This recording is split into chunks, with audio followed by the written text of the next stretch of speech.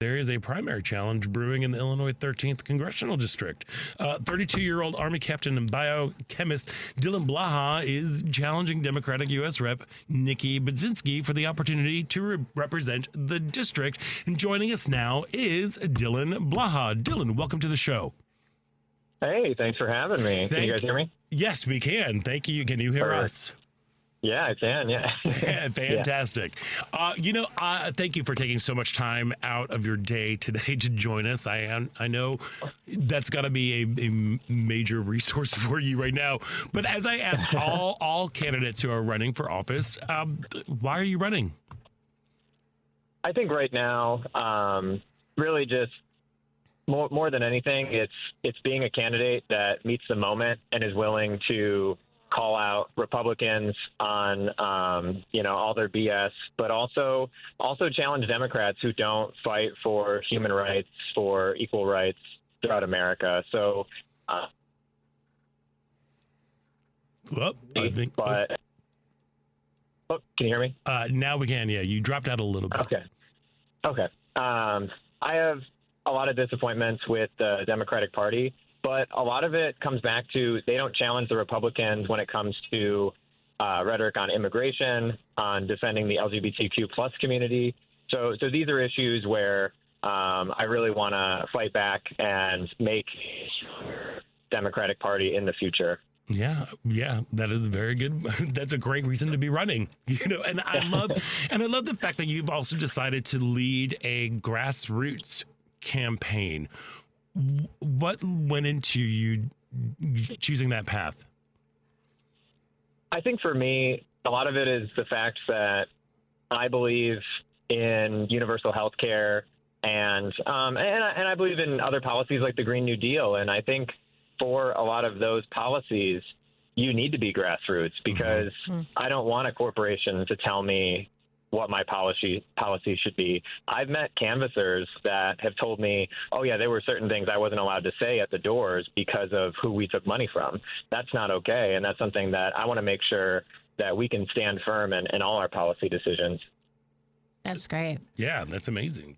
What's the final push for you that was like, because all of us have moments where we're like, I feel helpless. I don't know what I can do. What was that moment where it just was like, you decided you were going to run? Yeah, so I was disappointed with a couple of Nikki's positions. She voted for the Lake and Riley Act, which enabled what ICE is doing right now, ripping our community members from the streets. And then I found out she voted for the NDAA and kind of justified her vote taking away gender-affirming care from children of military members because she got a boot deal out of it. And then there's also, APAC money that she receives too. But honestly, for me, there was a town hall in April where one of our community members asked, they said, hey, we're really scared right now. What can we do to fight back? What can we do? And she said, vote for me in the next election. And I thought that's the wrong answer right now because we need people that are educating the community, that are bringing them together, because we don't even know if there will be a free and fair election next year. We need to fight to make sure there is one. Well said. Well, okay. Sorry, that was a little shiver moment going like, oh, he said it out loud, Yeah, no, it's so well said.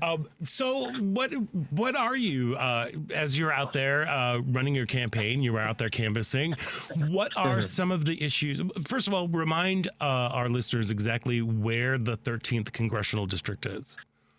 Yeah, so it is a little, they call it redistricting. I call it gerrymandered. But so we do have, it runs from Champaign-Urbana to parts of Decatur to Springfield, all the way to the East St. Louis Metro East area. So it cuts like Illinois in half. Top and bottom. Yeah, it's a pretty big, and you are correct to use the word gerrymandering because yes, we have done it. We have done it on our side as well. So exactly. As you were out there in like central and southern Illinois, what are you hearing from folks as you are out there? Proposing you're talking. What are their biggest concerns right now?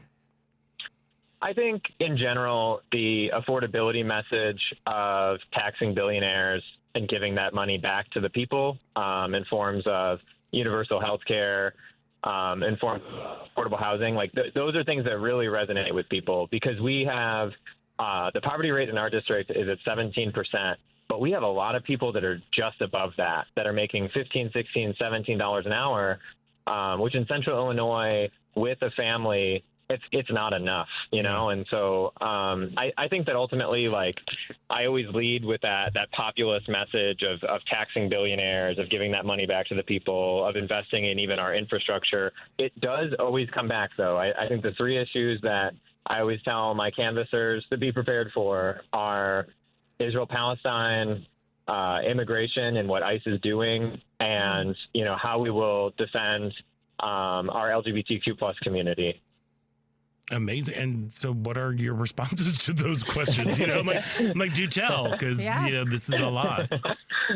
No, I know. I think when it comes to Israel-Palestine, I am very much for disarming Israel and ending the genocide in Gaza. So that is something that's very important to me. And I think it's kind of a question of morality at this point. If you can still vote to arm Israel at this point, even after the UN has even called it a genocide, you know, that's just something that I can't stomach. Yeah. And then when it comes to immigration, you know, I think it's hard, because I think a lot of it is that people are so misinformed and propagandized, but a lot of people are undocumented because the system is broken. You know, the administrative system is broken, and we need to invest in fixing that and increasing pathways to citizenship. That's such a great The answer. Well, and a lot of people also forgetting that there was an immigration bill that was proposed that Ding Dong made them cancel because he didn't want to win for the Biden administration. Yeah, no, exactly. And I know a lot of people and that I've spoken with that have been trying to immigrate legally for over 30 years, and they've spent tens of thousands of dollars on lawyers. And it's just, the system is broken, but not in the way that people think it is. And then they manipulate them with this false narrative of crime, when we know that crime is down in Chicago. We know that crime is down in DC, and undocumented immigrants in general, like, there have been many studies that show that they commit less crimes than U.S. born citizens. So there's a lot of education that goes into the immigration piece, for sure. Yeah. And when it comes to defending our LGBTQ plus community, I mean, I just think it's common sense when it comes to, like, I grew up in a very red town. You know, a lot of my extended family was Republican. My parents, you know, were always more left-leaning, but I've never in my life thought that anyone was better than anyone else, or that, you know, that some people are not worth defending. And it's one of those things that I know I said it in my Advocate article a couple weeks ago. An attack on one is an attack on all. Yeah. And we need to defend every person, because at the end of the day, no one is better than anyone else. Amen to that, you know, and I love that you in that Advocate article was really fantastic, actually. And, you know, I love the fact that you called yourself, was it like a fighter ally was the phrase that you use. Why is it important to keep these issues at the fore when some in the Democratic Party are shying away from LGBTQ issues, particularly those around, like, trans rights? What is it for you that is driving this? I think if we start to lose the narrative, then we see how much it will continue to spiral out of control. They've lost the narrative with immigration for so long, you know, and now they fail to defend, especially trans people. And now we see the types of things that, you know, these far right people just continue to become more emboldened. And I think that a lot of Democrats think, oh, if we don't talk about it, it'll go away. But we've just been compromising with them for decades, and we need to draw a line in the sand. Yeah, we sure do. Now, how you also have a very interesting background. You know, you are a veteran of the Army, 13 years, I believe, correct? Is it? Yep, 13 years, and as well as a biochemist. How would you say your experiences in both of those, both as a soldier and a scientist, how is that feeding your platform? Yeah, I think it's one of those issues that I wish we were able to talk about more. But education is incredibly important to me, and I believe that part of the reason we are where we are in American society is kind of the failures in the American education system, the lack of media literacy when it comes to seeing posts online, and things like that. But also, I hope it's meaningful to people that I'm a veteran who believes in public service, that, part of the reason I stayed in the military as long as I did is because I like the idea of standing up for the American people. I definitely don't agree with everything the U.S. military has done, especially all these attacks on random boats in the ocean. Right. But I believe in the value of public service. And to be honest, like, being in the military was what helped me go to college in the first place and kind of get that pathway back up to the middle class. So, no, it's definitely something that I think it drives a lot of what I do. And I tell people that I'm not a politician. When I sit in these rooms with a lot of these establishment politicians, I just think, there's so much ambition in here, and that's not what I have. I just see a system that's broken, and I just want to fix it for everyone. Well, I beg to differ about the ambition. Right.